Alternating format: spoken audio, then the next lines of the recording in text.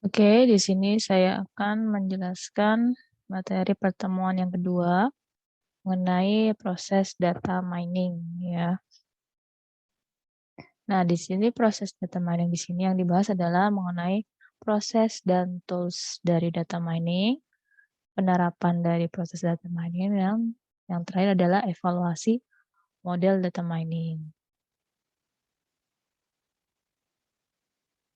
Nah, proses dan tools ya dari data mining di sini adalah pertama adalah adanya himpunan ya, himpunan data, ada metodenya, metode dari data mining itu seperti apa.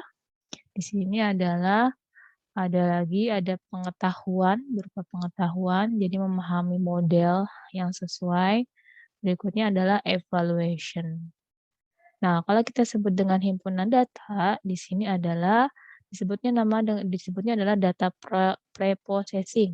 Data preprocessing itu berupa apa? Ada namanya data cleaning, data integration, maksud datanya dibersihkan, datanya saling berhubungan, data integration, data reduction, ya direduksi datanya. Berikutnya adalah data transformasi, datanya ditransformasi. Kalau disebut dengan metode data mining, di sini adalah modelnya, ya. Modeling dari data mining itu ada estimasi, ada prediction, ada klasifikasi, ada clustering, dan ada association. Berikutnya adalah nanti muncul pengetahuan. Nah, contohnya di atasnya di sini ada pengetahuan. Tadi di sini kalau kita sebut metodenya sini bisa menggunakan algoritma. Kemudian dari pengetahuan ini adalah adanya model, ya. Berupa apa nih? Bisa berupa formula, bisa berupa tree atau pohon keputusan, ya, atau bisa berupa cluster, pengelompokan, atau bisa berupa aturan atau rule, atau bisa berupa korelasi. Nah, itu dari pengetahuan, proses yang ketiga. Nah, yang terakhir adalah evaluation. Di sini ada berupa analisis model dan kinerja metodenya. Nah, dari kinerja itu nanti menghasilkan apa? Bisa berupa akurasi, ya ada tingkat errornya, kemudian ada jumlah klasternya. Kalau kita sebut dengan model, ada namanya atribut atau faktor, kemudian ada korelasinya atau hubungannya, yang terakhir ada namanya bobot, itu disebut adalah proses data mining. Nah, kalau masuk ke datanya, ya data itu di sini disebutnya adalah himpunan data atau disebutnya data sheet ya. Di sini ada disebut yang pertama adalah atribut. Apa sih yang dimaksud dengan atribut? Atribut itu adalah faktor atau parameter yang menyebabkan kelas atau label atau target terjadi. Nah, tadi penjelasannya kelas itu apa sih maksudnya. Nah, di sini ada dataset itu ada 2, ada yang namanya private dan public.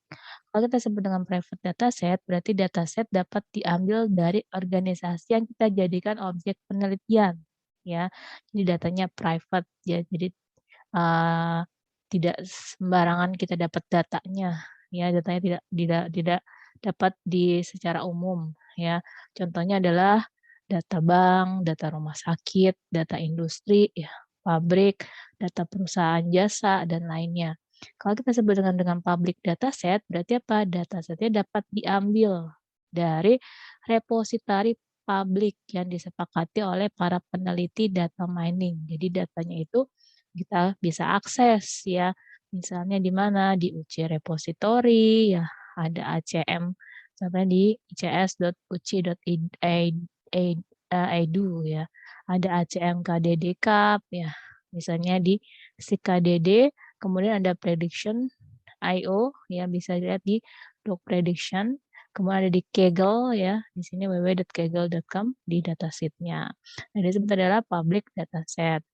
Nah, tren penelitian dari data mining saat ini adalah menguji metode yang dikembangkan oleh peneliti dengan public dataset sehingga peneliti dapat bersifat comparable atau di-compare, ada repeatable berarti datanya diulang atau verifiable. Jadi diverifikasi datanya. Jadi di sini adalah makanya di sini Eee, ada disebut namanya adalah public dataset. Jadi kita bisa meng-compare datanya yang sudah ada di sini ya, menggunakan metode lain atau kita bisa ulang ya, atau kita bisa verifikasi datanya sudah sesuai atau belum. Nah, ini adalah contohnya yang disebut dengan public dataset. Contohnya ada di UCI repository, ya. Ini data-datanya.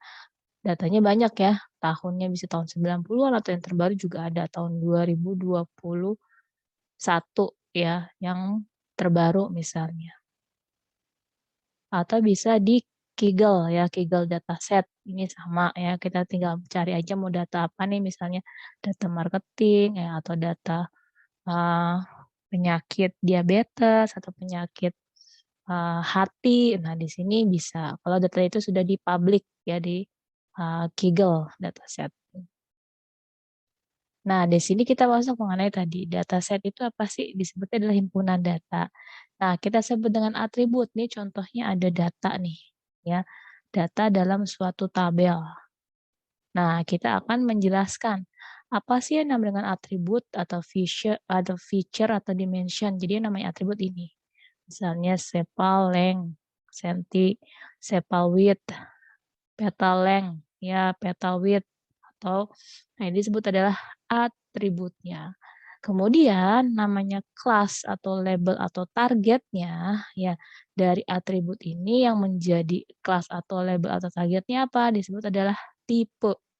Ya, jadi di sini untuk menentukan misalnya, ini contohnya data data bunga ya, di sini ya. Jadi untuk menentukan misalnya tipenya adalah iris sentosa atau iris versicolor atau iris virginica ya. Jadi untuk menentukan tipenya, tipe dari bunga ini.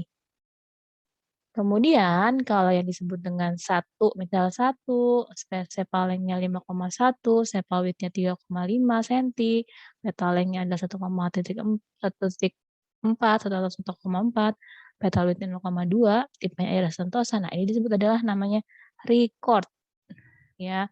Record atau objek atau sampel atau tapel data atau tabel atau data. Jadi salah satu baris disebutnya. Nah, berikutnya di sini ada tipenya, ya, tipe dari data-data ini. Nah, ada yang disebut dengan namanya nominal, ya. Ini disebut adalah nominalnya. Kemudian ada disebut dengan numerik, berarti berupa angka. Nah, ini disebut adalah penjelasan dari data sheet-nya.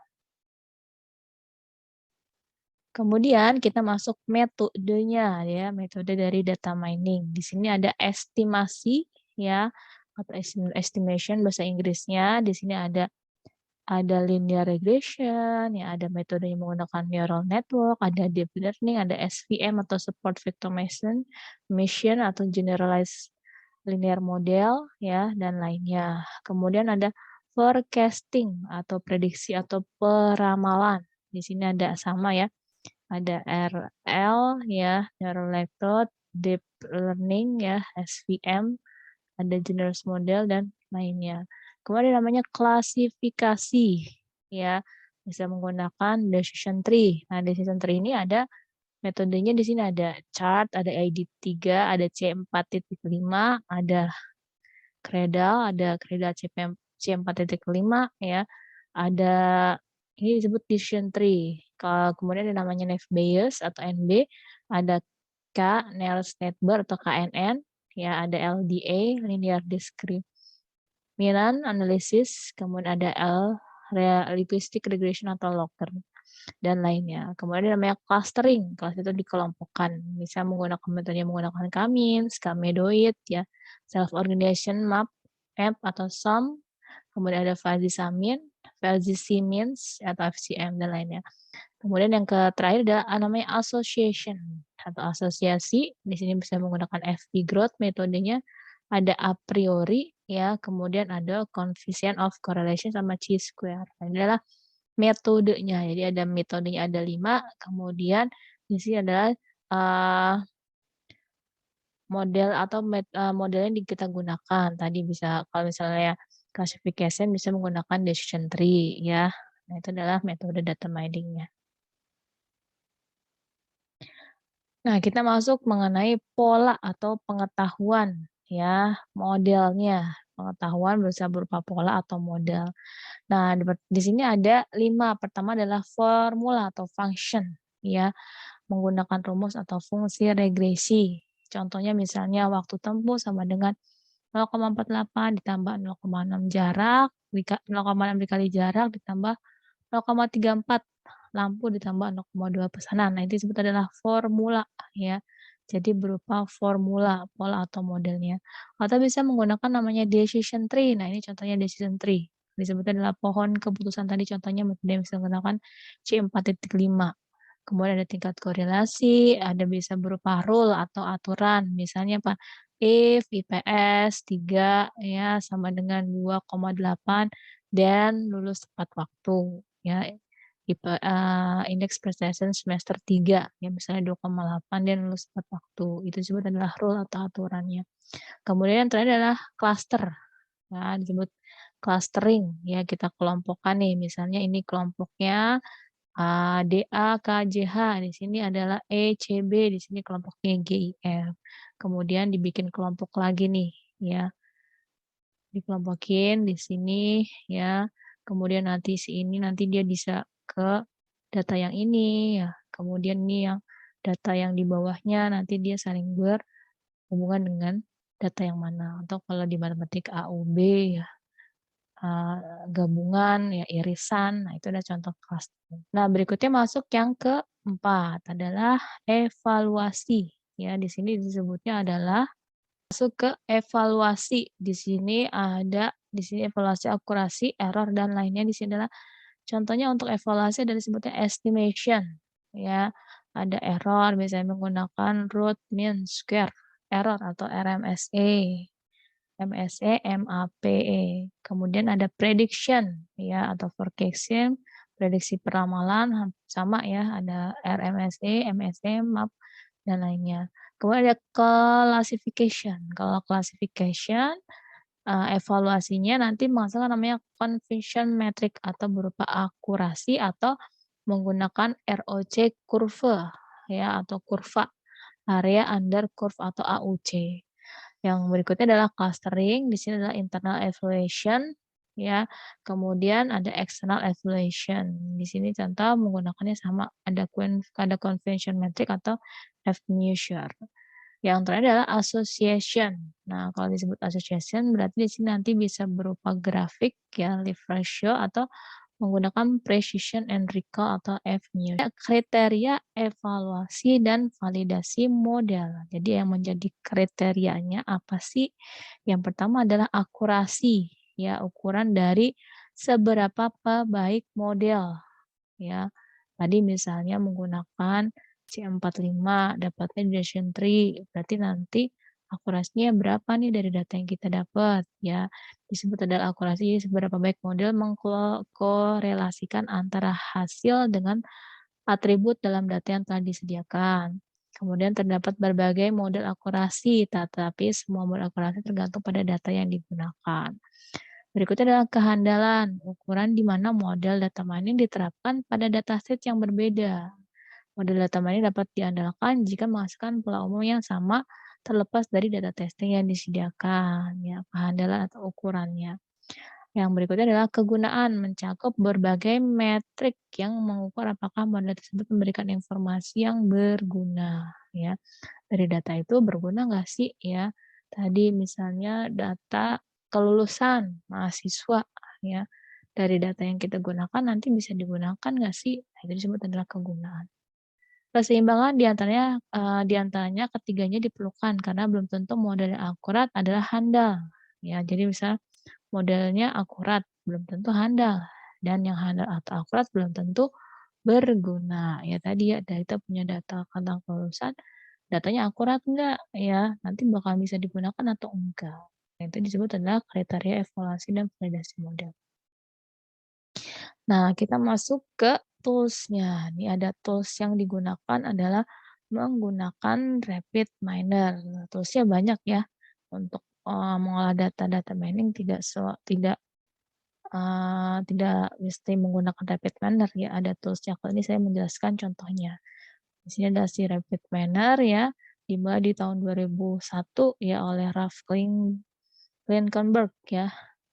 Ingo Merswa dan Simon Fisher. Di sini di Artificial Intelligence Unit dari University of Dortmund. Nah, ini adalah dia melakukan pengembangan, ya. Jadi sini adalah open source, terus lisensi ya, versi 3 meraih penghargaan sebagai software data mining dan data analitik terbaik di berbagai lembaga kajian termasuk IDC dan KD-Nuggets ya. Di sini KD-Nuggets ya.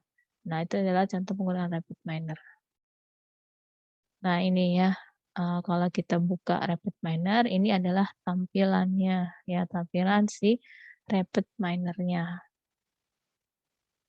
Nih, ya. Tadi ada datanya, kemudian menggunakan modelnya si decision tree, nanti dapat hasilnya adalah pohon keputusannya. Nah, ini disebut adalah, contoh toolsnya menggunakan RapidMiner untuk mengolah data mining. Rule atribut pada RapidMiner. Tadi udah dijelaskan atribut itu contohnya seperti apa. Nah, di sini kalau kita menggunakan tools atribut RapidMiner, atribut itu adalah karakteristik atau fitur dari data yang menggambarkan sebuah proses atau situasi, ya. ID, atribut biasa. Ada lagi disebut dengan namanya adalah contohnya atribut biasa ya, ID gitu disebut adalah atribut biasa. Ada namanya adalah atribut target. Atribut menjadi tujuan untuk diisi oleh proses data mining. Misalnya label, ada cluster, ada weight. Nah, itu disebut adalah atribut target. Nah, ini tipenya. Tadi sempat di tabel ya, ada namanya nominal ya. Kalau disebut nominal kan tadi contoh nilai atribut itu misalnya yang sebelumnya itu adalah eee, lebar ya, width. Nah, itu adalah di sini disebut namanya nominal, berarti nilai secara kategori ya. Jadi banyak kategorinya untuk data nilainya. Ada yang namanya disebut binominal ya, nominal dengan 2 nilai, misalnya yes, no. Nah, itu adalah masuk ke binominal. Kalau polinominal, nominalnya lebih dari 2 nilai, misalnya adalah baik, cukup, sedang. Nah, itu adalah pengkategoriannya adalah disebut adalah polinominal. Kemudian namanya disebut adalah tipenya numerik, berarti nilainya berupa angka ya atau numerik secara umum. Kalau integer berarti adalah nilainya berupa bilangan bulat. Kalau real adalah bilangan jata, kalau teks adalah teks bebas tanpa terstruktur, tanpa struktur. Yang terakhir adalah datetime berupa tanggal dan waktu. Yang terakhir adalah date berupa tanggal, sorry, satu lagi adalah time, ya hanya berupa waktu. Nah, ini adalah tipe dari nilai atribut pada RapidMiner. Nah, nanti di RapidMiner itu ada namanya awalnya itu disebutnya adalah perspektif, ya disebutnya view. Ya, ini adalah tampilan menu awal dari si RapidMiner-nya. Kemudian ada perspektif selamat datang, ada perspektif eee, desain, ya ini perspektifnya, ada desainnya, ya. Halaman selamat datangnya atau halaman awalnya, ada perspektif desain, ada perspektif hasil. Kalau kita sebut dengan perspektif desain, di sini adalah semua proses dibuat dan dikelola ya, pindah ke perspektif desain. Jadi data yang kita masukin nanti kita desain nih ya, di sini pilihannya. Masih penjelasannya dulu ya. Kemudian ada lagi untuk proses ya. Jadi data yang ini ya taruhnya di sini ya. Disambungnya dan itu adalah data yang kita gunakan. Nah, formatnya kalau di sini contohnya adalah menggunakan Excel ya datanya. Kemudian datanya dipilih atributnya. Tadi kan contoh data bunga ya, penentuan dari Sentosa tadi. Nah, misalnya kemudian kita kita bikin aturannya, kemudian modelnya kita menggunakan apa nih, ya misalnya menggunakan decision tree, nanti dibikin modelnya, kemudian ada data yang keduanya ada 2 data ya, Excelnya. Ada tadi contohnya menggunakan data training dan menggunakan data testing. Nah, kemudian mendesain proses. Nah, ini adalah contohnya mendesain proses nih, yang data ini ya, nanti taruhnya di sini.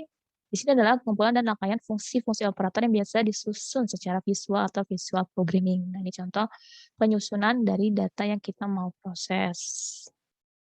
Nah, setelah itu kita jalankan nih di RapidMiner-nya. Cara jalannya adalah tinggal mengklik tombol play. Tadi sudah dibikin desain prosesnya, nanti tinggal diklik play ya.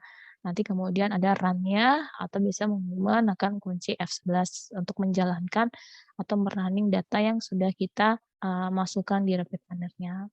Nah, ini tadi ya, ada hasilnya nih ya, ada hasilnya. Nah, ini disebut adalah atributnya nih ya, atribut ada role, ada name, ada type, ada statistik, ada range-nya ya. Nah, di sini adalah ini atributnya ya. Di sini ada tier portrait ya, astigmatism, age ya, dan seterusnya. Nah, ini disebut adalah hasilnya, labelnya ya. Ada soft, non, ada soft, ada non, ada hard ya, ada non. Nah, ini adalah hasil dari si report material setelah di running ya. Ini contohnya menggunakan decision tree. Nah, kita masuk yang berikutnya adalah penerapan proses dari data mining.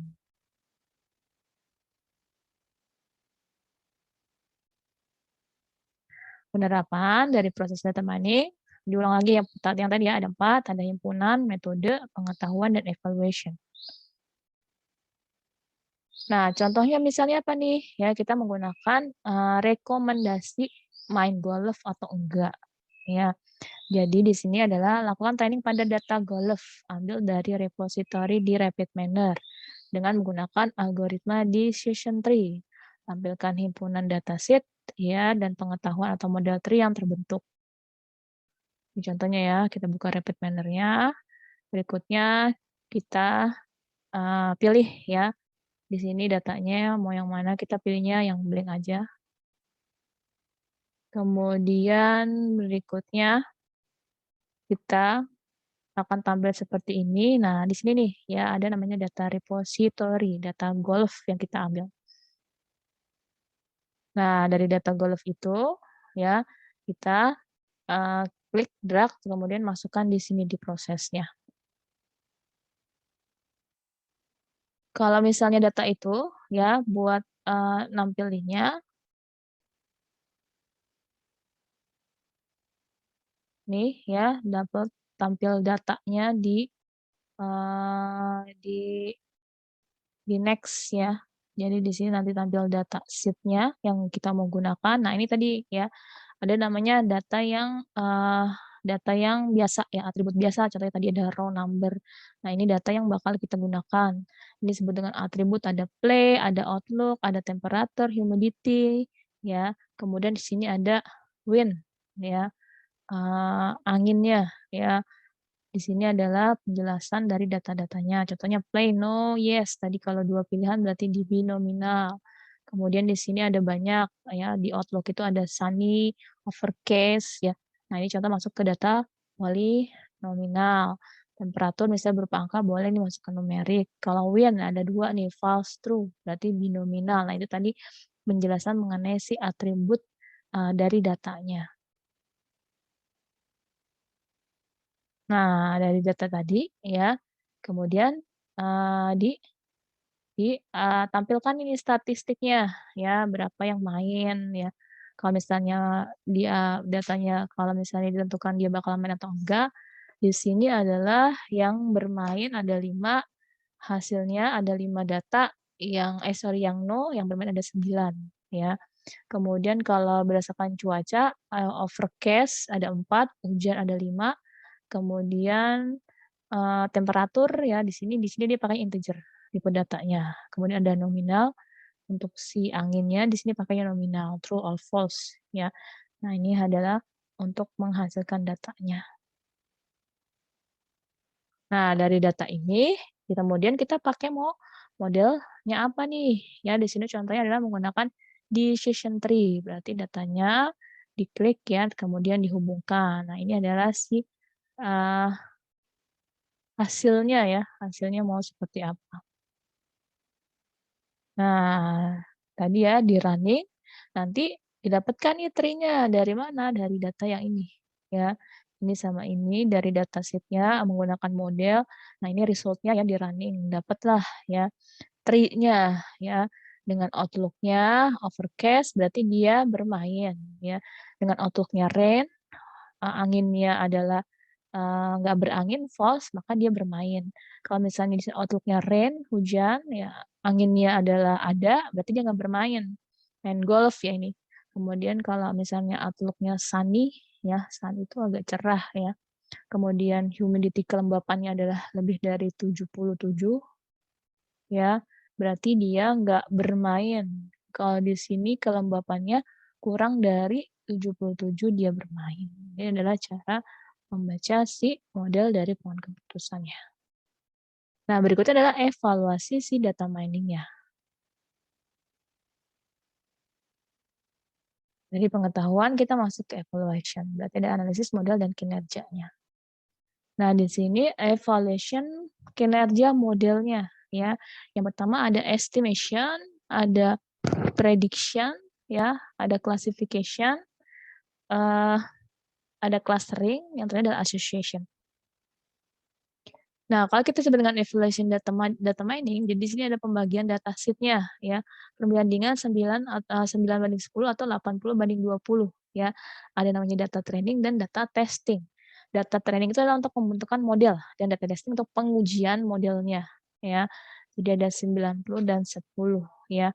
Pemisahan data training dan testing. Data dapat dipisahkan secara manual atau data dipisahkan otomatis dengan operator split data. Tadi kan ada contohnya di Rapid Miner bisa menggunakan split data atau data dipisahkan otomatis dengan X-validation.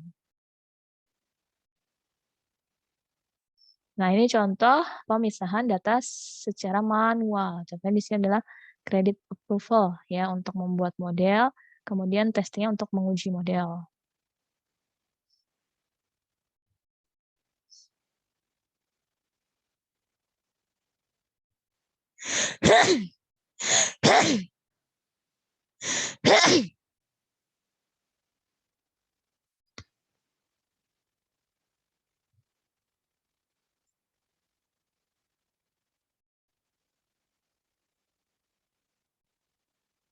Nah, di sini ada data ya, di mana data testing adalah 10% dan data training adalah 90%.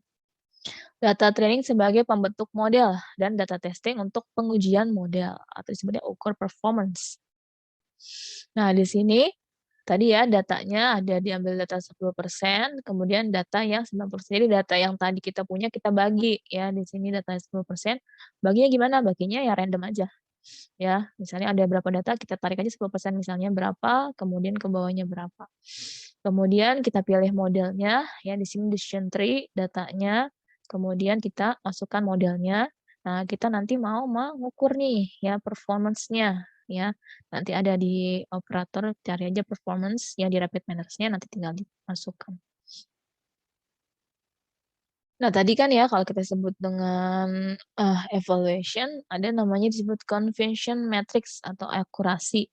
Nah, di sini dihasilkan nih ternyata akurasinya adalah sebesar 90%. Caranya gimana sih? Maksudnya seperti apa? Jadi di sini adalah prediksi ya. Misalnya macet ya, sama lancar nih prediksinya. Misalnya adalah, nilainya adalah, prediksi macet, true macet ya. Prediksi macet, true macet. Mmm, di sini ini ya yang diambil. Ini nilainya. Prediksi macet, true macet, jumlah data yang diprediksi macet dan kenyataannya macet. Ya, true. Berikutnya adalah disebutnya, yang kedua adalah prediksi lancar, true lancar, jumlah data yang diprediksi lancar dan kenyataannya lancar. Singkatnya kalau ini TP, kalau ini TN, ya. Lancar berarti ini kan lancar, ininya lancar. Berikutnya adalah prediksi macet, true lancar. Prediksinya adalah macet, di sini true lancar. Nih. Nih ya, hasilnya disebut adalah FP. Berikutnya adalah prediksi lancar, true macet ya. Prediksi lancar, true macet ini ya. Disebut adalah jumlah data yang prediksi lancar tapi kenyataannya adalah macet. Singkatnya adalah FN. Nah, untuk rumus akurasi adalah TP plus TN. Ini adalah TP, ini adalah TN ya. Jadi yang sama-sama macet, yang sama-sama lancar. Nilainya adalah 53 ditambah 37. 53 ditambah 37 ya, dibagi TP plus TN ditambah FP ditambah FN ya. Ini semuanya ditambahin. Nah, di total berarti apa? 53 ditambah 37 dibagi total keseluruhannya berarti dapat adalah akurasinya 90%. Sama ya berarti ya. Nah, ini adalah cara disebut adalah menghitung conversion metricnya berupa akurasi. Nah, berikutnya adalah namanya disebut precision and recall. Precision and recall NF measure ya. Jadi precision itu adalah di sini adalah what percent of tuple that the classifier label as positive ya. Jadi kalau untuk precision nilainya adalah TP dibagi TP plus FP ya, nilainya adalah positif. Kemudian recall completeness ya, positive tuple did the classifier label as positive. Ini yang biasanya dan di sini apakah akan nilainya positif? Berarti di sini adalah recall nilainya TP ditambah dibagi TP plus FN. Jadi kan kalau FP itu yang prediksi macet tapi kenyataannya lancar. Kalau FN adalah lancar tapi kenyataannya macet gitu, kebalikannya.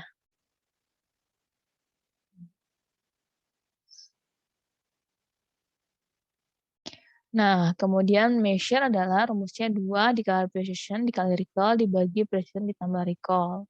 Kemudian untuk nilai measure-nya, weight measure-nya adalah F beta ya, 1 plus beta dikali precision dikali recall dibagi beta pangkat 2 atau beta kuadrat dikali precision plus recall. Ini adalah untuk mencari nilai precision, recall, and measurement. Nah, berikutnya adalah sensitivity and specificity. Ya, di sini adalah binary classification should be both sensitive and specific as much possible. Jadi kita mencari nilai sensitif dan spesifiknya. Ya, di sini adalah measure di sini proportion true ya of true positive that are clearly identified ya. Jadi ini adalah true positive rate or recall-nya. Di sini nilai sensitif adalah number of true positive dibagi number of true positive ditambah number of false negative. Kalau model kelas specificity adalah measure of proportion of true negative ya, yang negatifnya. Di sini ada disebutnya false negative rate atau FN ya, rate of precision. Jadi specificity nilainya number of true negative dibagi number of true negative ditambah number of false positif. Jadi kalau negatif di sini terakhirnya baru false, kalau misalnya positif di sini terakhirnya adalah di bawahnya dibaginya adalah false negatif. Kemudian masuk ke nilai PPV dan NPV ya, minute to know probability, kemungkinan that the classifier will give the correct diagnosis. Jadi menentukan diagnosis yang benar atau diagnosis yang benar. Disebutnya adalah positive predictive value atau PPV ya. Di sini adalah test resultnya ya, number of true positive dibagi number of true positive ditambah number of false negative. Kalau negative prediction NPV sama kayak tadi ya rumusnya ya, number of negative dibagi beda ya. Ya. Number of negative dibagi number of negative dan number of false negative. Ya, ini singkatannya di negative prediction value NPV. Kalau prediction positive prediction value disebutnya adalah PPV. Nah, berikutnya tadi ya, jadi evaluasinya bisa berupa nilai berupa hasil akurasi bisa menggunakan kurva ROC ya, area under curve ya. Di sini adalah ROC adalah disebutnya adalah reservoir operating karakteristik ya curve ya. Di sini adalah for visual comparison of classification model. Jadi di sini adalah menggunakan signal detection theory. Di mana di sini adalah which the TP rate is plot ya on the y-axis ya. Kemudian ada nama X kan ada disebut gini adalah X kemudian ke atasnya Y ya, nilai Y-nya. Nah, di sini disebut adalah ROC, trade-off between benefit true positive and cost false positive. Di sini disebut tipenya ada discrete dan continuous. Nah, ini tipe rate sensitifnya. Kemudian di sini adalah specificity-nya adalah di arah yang X-nya ini yang Y-nya. Di bawah under curve kurva ya. Nah, ini ya hasilnya nilai kurva ROC atau HUC-nya. Di sini nilainya adalah 0,863. Maksudnya gimana nih? Jadi untuk penilaian kurva ROC adalah nilainya adalah di sini guide for classifying the HUC Kalau nilainya 0,9 sampai 1 berarti excellent classification. Kalau 0,80 sampai 0,9 disebutnya good classification. Kalau 0,7 sampai 0,8 disebutnya fair, ya kurang bagus ya klasifikasinya. Kalau 0,6 sampai 0,7 disebutnya adalah poor, ya rendah. Kalau 0,5 sampai 0,6 disebutnya adalah gagal, yang menurut UNESCO, ya. UNESCO. Nah, di sini ya tadi nilai kurva ROC-nya, di sini dia adalah 0,863 ya. Berarti di sini ya, nih ya, titik titik temunya 0,863.